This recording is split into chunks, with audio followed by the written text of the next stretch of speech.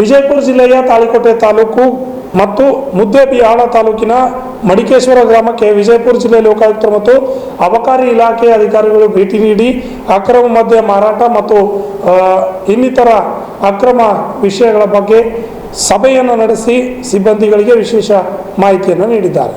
ಗ್ರಾಮದಲ್ಲಿ ಸಾರಾಯಿ ಮಾರಾಟವನ್ನು ನಿಷೇಧಿಸಲು ಎಲ್ಲರೂ ಕೈ ಜೋಡಿಸಬೇಕು. ಗ್ರಾಮದ ಕಿರಾಣಿ ಅಂಗಡಿಗಳಲ್ಲಿ ಮತ್ತು ಹೋಟೆಲ್ಗಳಲ್ಲಿ ಸಾರಾಯಿ ಮಾರಾಟ ಮಾಡುವವರ ಮೇಲೆ ಗ್ರಾಮ ಪಂಚಾಯಿತಿ ಸಿಬ್ಬಂದಿ ಮತ್ತು ಸದಸ್ಯರು ನಿಗಾ ವಹಿಸಬೇಕು.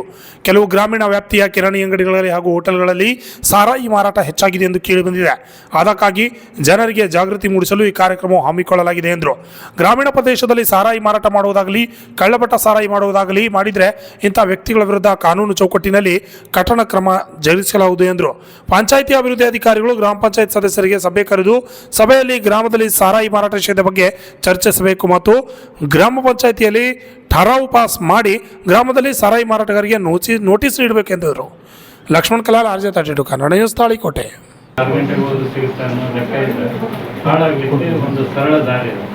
ಆ ಸರಳ ದಾರಿಯನ್ನು ಬಂದ್ ಮಾಡಬೇಕು ಅನ್ನೋದು ನಮ್ಮ ಉದ್ದೇಶ.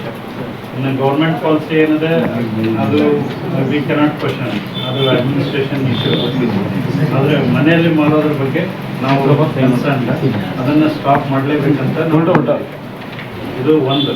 ಎರಡನೇದೇನಿದೆ ಸರ್, ಮುಂಚೆ ಜಾಸ್ತಿ ಕಡಿಮೆ ಆಗಿದೆ ಅಂತಲ್ಲ, ಈ ಮನೆಗಳಲ್ಲಿ ಕಿರಾಣಿ ಅಂಗಡಿಗಳಲ್ಲಿ ಮಾರೋದು ಝೀರೋ ಆಗಬೇಕು, ಕಡಿಮೆ ಅಲ್ಲ, ಟೋಟಲಿ ಬಂದಾಗಬೇಕು. ಇದು ದಟ್ ಇಸ್ ದ ಗೋಲ್. ಸಾಹೇಬ್ ಅವರು ಈ ನಮ್ಮ ಕೊಣ್ಣೂರಲ್ಲಿ ಇವಾಗ ನಾವು ಒಂದು ಮೀಟಿಂಗ್ ಮಾಡಿದ್ವಿ. ಅಲ್ಲಿ ಒಂದನ್ನು ನಾವು ಸಜೆಸ್ಟ್ ಮಾಡಿ ಬಂದಿದ್ದೀವಿ. ಏನಪ್ಪ ಅಂತಂದರೆ, ನೀವು ಎಲ್ಲರೂ ಮೆಂಬರ್ಸ್ ಇದ್ದೀರಿ, ಸದಸ್ಯರು ಇದ್ದಾರೆ.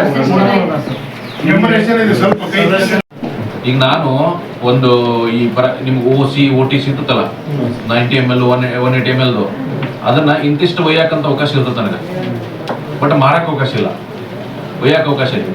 ಸೊ ಬಾರ್ ಓನರ್ಗಳು ಅವರು ಇವ್ರೇನಂತಾರೆ, ನಾಳೆ ಅವರು ಕೋರ್ಟ್ನಾಗ ಅಥವಾ ನಮಗೆ ಪೊಲೀಸರು ಏನಾರು ಇನ್ವೆಸ್ಟಿಗೇಷನ್ ಮಾಡಾಕ ಬರೋದು, ನಮ್ಗೇನು ಗೊತ್ತಿರಿ ಸಾಹೇಬ್ರು ಅವ್ರು ಮಾರಕ್ಕೆ ಒಯ್ಯಾಕತ್ತಾರೋ ಕುಡಿಯಾಕ ಒಯ್ಯಾಕತ್ತಾರೋ, ಇವಾಗ ವ್ಯಕ್ತಿಗೆ ಇಷ್ಟು ಕೊಡ್ಬೋದು ನಾವು ಕೊಟ್ಟಿದ್ವಿ ಅಂತಾರೋ. ಬಟ್ ಅದು ಜಾಸ್ತಿ ಕೊಟ್ಟಿಲ್ಲ ಅಂತಂದ್ರೆ ಅದು ತಪ್ಪಾಗುತ್ತೆ. ಸೊ ಆ ಟೈಮಲ್ಲಿ ಅವಾಗ ಮಾತ್ರ ಅವ್ರ ಮೇಲೆ ಕೇಸ್ ಹಾಕೋಬಹುದು ಸರ್ಗೆ ಅವ್ರ ಮೇಲೆ ಕ್ರಮ ಮಾಡ್ಲಿಕ್ಕೆ ಅಥವಾ ಲೈಸೆನ್ಸ್ ಕ್ಯಾನ್ಸಲ್ ಮಾಡ್ಲಿಕ್ಕೆ ನಾವು ರಿಪೋರ್ಟ್ ಕೊಡ್ಬೋದು. ನೀವು ಕೊಡ್ಬೋದು ಅಂತ ಅಂಗಡಿಗಳನ್ನ ಸಸ್ಪೆಂಡ್ ಮಾಡಿಸ್ತೀವಿ. ಅದೇ ದೊಡ್ಡ ಅನುಕೂಲ ಆಗ್ಬಿಟ್ಟು ಸರ್. ಅವರಾಗಿ ಬಂದ ಊರಿಗೆ ಬಂದು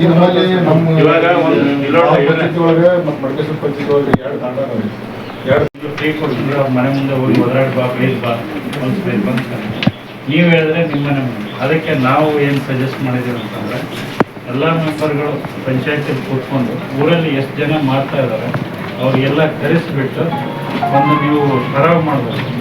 ಏನಂತಂದರೆ, ನೀವು ಹಿಂಗೆ ಮಾಡ್ತಾ ಇದ್ದೀರಿ ಅಂತ ನಮ್ಗೆ ಇನ್ಫಾರ್ಮೇಷನ್ ಬಂದಿದೆ, ನಿಮ್ಗೆ ವಾರ್ನಿಂಗ್ ಕೊಡ್ತಾ ಇದ್ದೀವಿ ನಾವು. ಫಸ್ಟ್ ವಾರ್ನಿಂಗ್, ಇದನ್ನು ಸ್ಟಾಪ್ ಮಾಡಲಿಲ್ಲ ಮೇಲೆ ಏನಾದರೂ ಕೇಸ್ ಆಯಿತು ಅಂತಂದರೆ ನಿಮಗೆ ಗೌರ್ಮೆಂಟಿಂದ ಬರ್ತಕ್ಕಂಥ ಎಲ್ಲ ಭಾಗ್ಯಗಳನ್ನೂ ಕೂಡ ಬಂದ್ ಮಾಡಿಸ್ತೀವಿ. ಯಾವುದೇ ಫೆಸಿಲಿಟಿ ಸಬ್ಸಿಡಿ ಸಿಗುವುದಿಲ್ಲ. ಪಂಚಾಯತಿಯಿಂದ ಆಶ್ರಯ ಮನೆ ಆಯಿತು, ಸಬ್ಸಿಡಿ ಆಯಿತು, ಕೌ ಶೆಡ್ ಆಯಿತು, ಅಥವಾ ಆಡಿನ ಶೆಡ್ ಆಯಿತು, ದನ ಶೆಡ್ ಏನೂ ಸಿಗುವುದಿಲ್ಲ. 2,000 ರೂಪಾಯಿ ಭಾಗ್ಯ ಜ್ಯೋತಿ, ಕರೆಂಟ್ ಬಿಲ್ಲು, ಇನ್ನೊಂದು ಏನೇನು ಬರ್ತಾ ಇದೆ, ಯಾವ್ಯಾವ ಭಾಗ್ಯಗಳು ಬರ್ತಾ ಇದ್ದಾವೆ ಅದನ್ನು ಕಟ್ ಮಾಡಿಸ್ಲಿಕ್ಕೆ ರೆಕಮೆಂಡ್ ಮಾಡಲಿಕ್ಕೆ ನಿಮ್ಮ ಪವರ್ಸ್ ಇದೆ, ನೀವು ಮಾಡ್ಬೋದು. ಇವನ್ ಕರೆಂಟ್ ಕೂಡ ಕಟ್ ಮಾಡಿಸ್ಬೋದು. ನಿಮ್ಮ ಗ್ರಾಮ ಪಂಚಾಯತಿ ಮೆಂಬರ್ಸ್ ನೀವು ಭಾಳ ಪವರ್ಫುಲ್ ಮಾಡೋದಲ್ಲದೆ ಮತ್ತೆ ಬಾಂಡ್ ಓವರ್ ಮಾಡಿಸಿದ್ದಾರೆ ತಹಶೀಲ್ದಾರ್ ಹತ್ರ. ಅವರ ಹೊಲದ ಮೇಲೆ ಬೋಜ ಇರಿಸಿದ್ದಾರೆ 5 ಲಕ್ಷ 10 ಲಕ್ಷ.